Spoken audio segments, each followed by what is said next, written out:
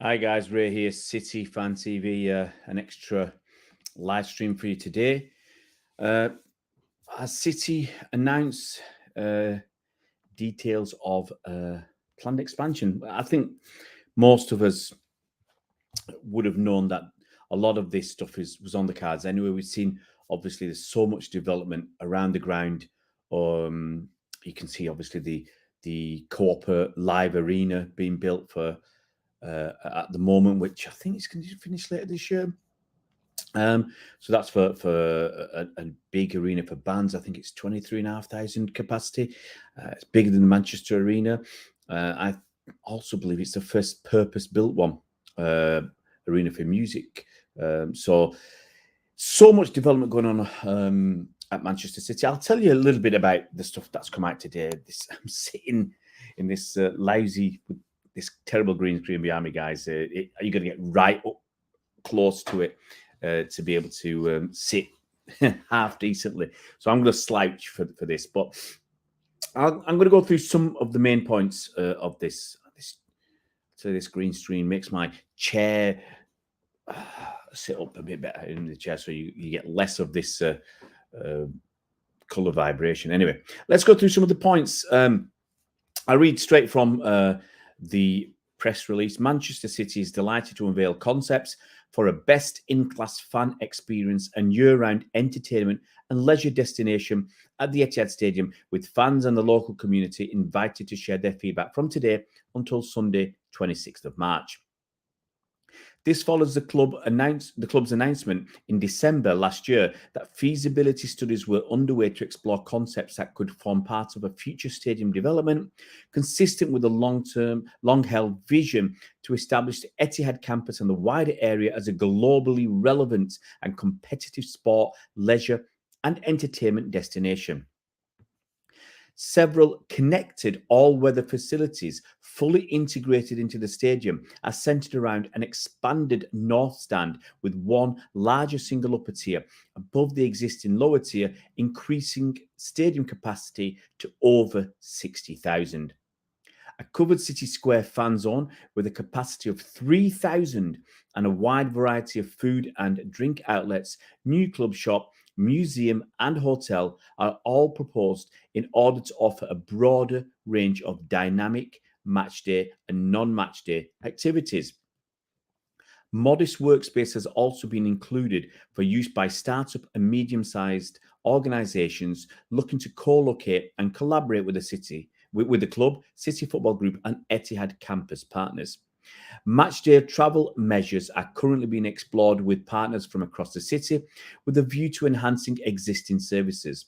Alongside this, the club is developing alternative methods for fans to travel to and from the stadium as part of its wider sustainable transport strategy.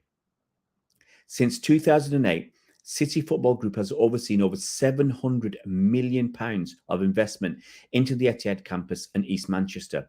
This investment has supported thousands of jobs, with CFG and its partners delivering a range of facilities, including City Football Academy, the Connell Co-op College, the Manchester Institute of Health and Performance, and Co-op Live, the UK's biggest and most sustainable arena, which opens in December 2023. In line with previous club development proposals, the initiative would ensure that training, recruitment, and employment opportunities are prioritised for local people. Opportunities would extend beyond the period of development works, with plans being explored for a long-term skills academy programme designed to provide local people of all ages with qualifications to secure permanent jobs at the Etihad campus. Should a planning application be submitted and successfully approved, the construction programme will take place over a 3-year period, with work staged to minimise disruption during the football season. Detailed information outlining the club's concepts are now available for fans and the local community, where feedback and comments can also be submitted. Fans and the local community can also visit a temporary exhibition space in City Square at the Etihad Stadium, which will be open from Saturday 4th of March to Sunday 26th of March, or they can attend one of 3 consultation events in East Manchester. There you go. That's that. Hey, Gary, hope you're well, buddy. So that's the statement from City. They're going to expand the stadium. I think there's over 7,000 new seats proposed in the North Stand. So it'll mirror the South Stand. So you've got a stadium with just over 60,000 fans. It's going to make it. I don't think actually we're going to go much in the rankings of the biggest grounds in the country, because obviously you got Man United with the 77,000. You got the Spurs Stadium, you got the West Ham Stadium at 60,000, the Arsenal Stadium at 60,000. I think Liverpool's is just over 60,000 as well. I'm just going to have a quick look. So the biggest stadiums in England, and obviously, biggest football stadiums, because you've got some others as well. But I think that's the list. I've probably, obviously you've got to exclude Wembley, because that's not a club stadium. But you've got, let me get my numbers right. So you've got Old Trafford, according to this Wikipedia link, is 74. Just over 74,000. Spurs is just under 63. The London Stadium, that's West Ham's, is 62,500. Emirates Stadium is 60,704. I think it's probably out of date, because Liverpool's is above City's now. So ours is down at 53,400, which is 6 more than Anfield. But I'm sure Anfield's over 60,000 now with that extension. But it might, I don't know the exact numbers, it could just take us above Arsenal. That would be really nice to get. Arsenal Stadium is, I think, 60,704 capacity. It'd be nice to have 60,705. Beat them by one space. Arsene Wenger, are you watching, buddy? So much going on. Obviously, we know about, as I said at the top of the show, the Co-op Live Arena. That's been built. That's going to be 23,500. I think the biggest in the country.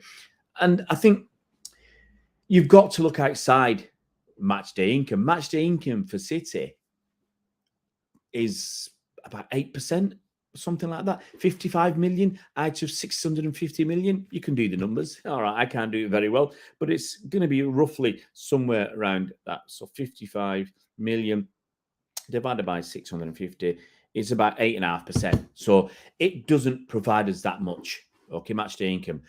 It's what you're doing off the pitch. It's what you get, obviously, in TV money that drives it so much. And it's your commercial income. And this is going to expand City's commercial income.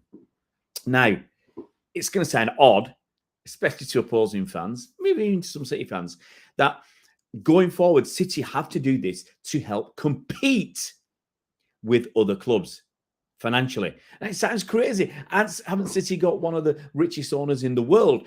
That's true. But with FFP, you're going to have to find ways to compete. Look how much Chelsea are spending. Look at Spurs' new stadium. Yeah, how much money that brings in. I think Liverpool, was it Liverpool put out some numbers today? Their match day incomes was 86 million. I think that will go. Obviously, COVID issues. But I think their overall income has increased. Their sponsorship, their night deal, apparently, according to them, is doing well. I didn't read too much into their stuff. But Liverpool increasing their income.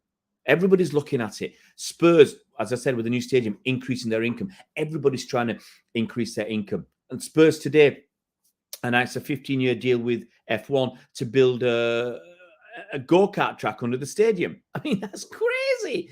How much is that going to be worth to them? It's going to be worth, I don't know. I haven't looked at the numbers. It's going to be worth several £1 million a year. I mean, I would suggest over a 15-year deal, that's going to be worth over £100 million. They've got their NFL deal.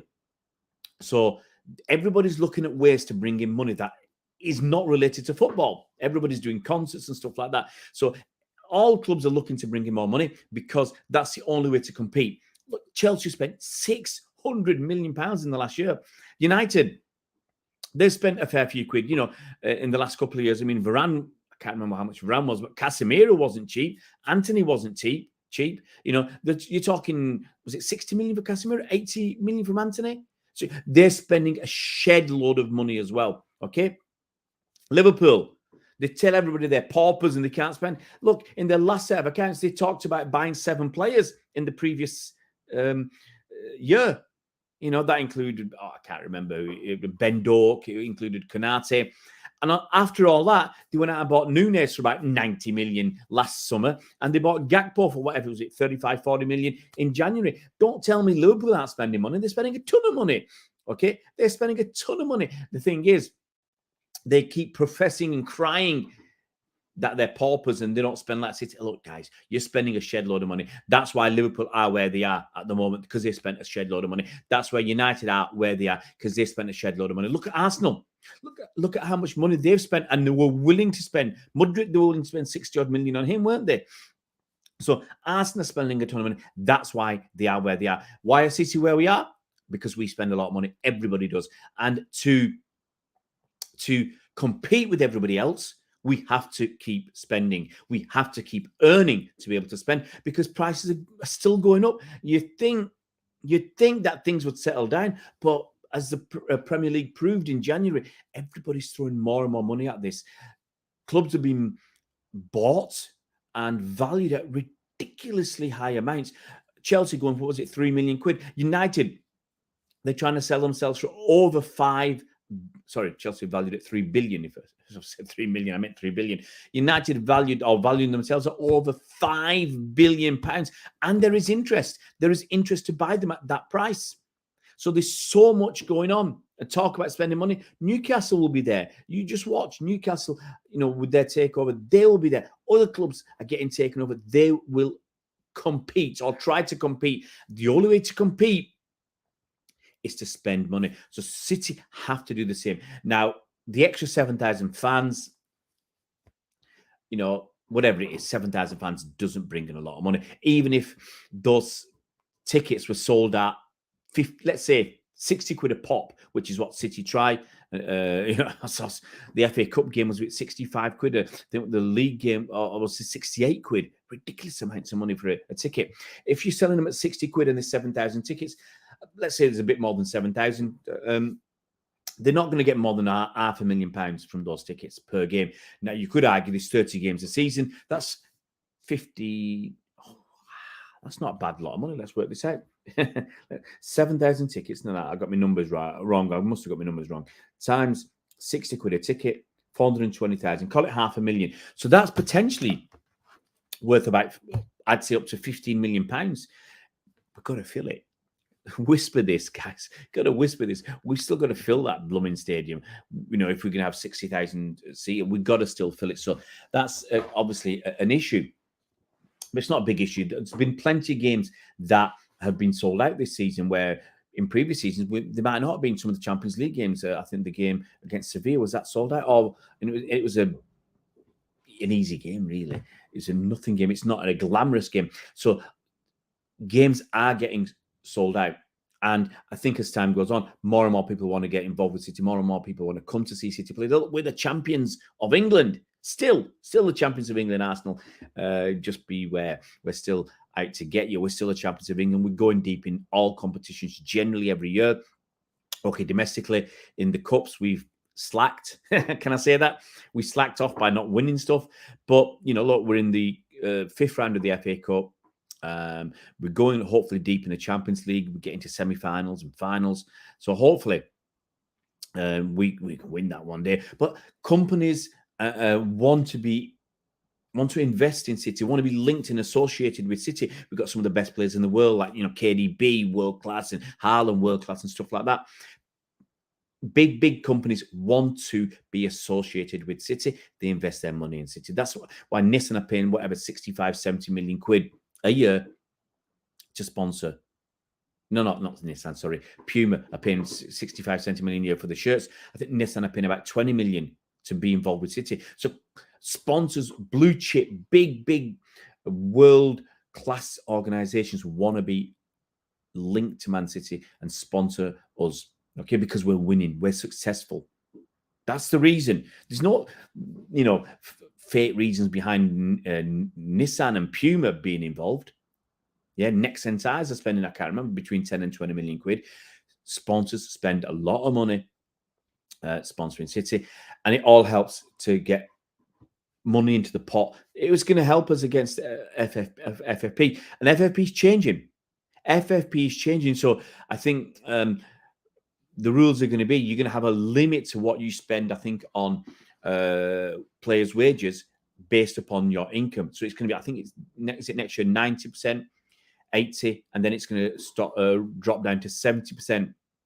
So I think you can only spend 70% of your income on players' wages. Now, I think we're all right with that. But as players want more money, as more rich owners come into the game, as more money is spent buying players and paying them, you've got to be in that. You've got to be in the same ball game as everybody else. And as I've mentioned earlier, so many clubs are involved in spending a lot of money. It's going to be interesting to see some of the stuff that happens. Let's go through some of the points again. So the stadium is going to be, the North Stand is going to increase to over 60,000. The City Square fan zone, okay, which is open to the elements at the moment, that's going to have a capacity of 3,000. Now, they haven't said whether that's going to be free to get in, whether that's going to be ticketed. I mean, would 3,000 fans want to pay, let's say, a $5 to get in there? Would that be a possibility? If you might think that it's ridiculous, but that could be 15 grand per game, 30 games, £500,000. I'm not sure it's worth it, but that might be a possibility. And it might be a possibility to use that space in other ways in the future. For instance, you've got a big concerts going on at the Co-op Live, which is 23,500. What if you've got a 3,000 capacity seated or standing at the fan zone? You can have smaller, more intimate concerts going on that wouldn't fill that 23,500 seater. And this one, you could have other events going on there. Who knows? You could have people getting married there. Yeah. And people willing to spend thousands and thousands of pounds to hire that space if it's their club and their kids getting married or whatever. Who knows what that could be used for in the future? So, this talk of we mentioned that more food and drink outlets, the new club shop, a museum, and a hotel. Hotels, look what Hotel Football did. Was that the one that Gary Neville has outside Old Trafford? They're making a ton of money, aren't they? So I think the opportunities there to make a ton of money off things like the hotel, things like if you can find a way to monetize the City Square fan zone, obviously the museum. If that's not free, people will pay to come and have a wander around the museum. A lot of things. So the expansion is massive, absolutely massive. Salam to who's this? Salam, Man City. Oh, it's Man City. I know, guys. I know people are against FFP. It's here, and as much as people complain about it, it ain't going anywhere. So yeah, I understand what you're saying, Gary, in the Bill ABC TV. It's not going anywhere. It's going to stick around, and the only way City can compete with other clubs. Sounds crazy to say this. The only way City can compete with other clubs is to be spending money and is to earn money, because you're not going to go out and buy Haaland if you're not going to offer good wages to him. Yeah, you're not going to be able to buy Bellingham if you want Bellingham. You're not going to be able to go to Dortmund and pay 120 million pounds, pay Bellingham 300-400 grand a week if you've not got enough money coming in to satisfy FFP. So this is inevitable. Other clubs will look at this. Look at what Liverpool are doing. Look at what Spurs are doing. Look at what everybody's doing. Even Arsenal. Arsenal are going to look. I mean, I don't know how much Arsenal can increase their space, but everybody's going to be looking at this. What can we do to get more money coming in? They're looking at all sorts. I'm having a quick look at on goal to see if I can see if I've got my numbers right. So you've got Old Trafford, goalless in Old Trafford, 74,140. Don't know when this was produced. Tottenham Hotspur Stadium, 62,850. West Ham, 62,500. Arsenal, 60,260. Ours is, these are old. So sadly, I've not done my homework. That was in 2020. That was only 6 months ago. So these things change regularly. Let's look at Statista. Statista say Man United is down to 74,310. So we'll go with that. That's and numbers change. So you get look at different places. Let's see if I can get it from Statista, because that's a bunch of statistics. So you think that's more reasonable. United 74,310, Tottenham 62,850, Arsenal Emirates Stadium 60,704, which is what I said earlier. London Stadium 60,000, maybe that'll go up. City's 53,400, Liverpool at 53,394. I'm really surprised. Newcastle's 52,305. They'll definitely be looking at expanding. I think Villa want to make themselves a bit bigger. They're on 42,657. So there are limits, obviously, to what some clubs can do, but what City are doing, it's necessary, it's essential. It's essential going forwards for City to be able to compete with other clubs. Guys, I'm going to let you go now. Obviously, we got the Bristol City game tonight. Big game, 5th round of the FA Cup. We haven't won it for a few years since, was it 20? I can remember now, 2019. I think 2019 was the last time we won it. So 4 years ago. It's a long time for City not to have won that. I think we've only won it twice since Sheikh Mansour's on the club. We won the Carabao Cup so many times. I can't remember. Is it 7, 6, 7? So many. Cannot remember, guys. Guys, enjoy your afternoons, and hopefully you will have the chance to join me for the live team news show an hour or so before kickoff tonight. And then following the game, we should be having a post-match review and look at what happened in the game. But guys, look after yourselves. Enjoy your afternoon. See you around, Blues.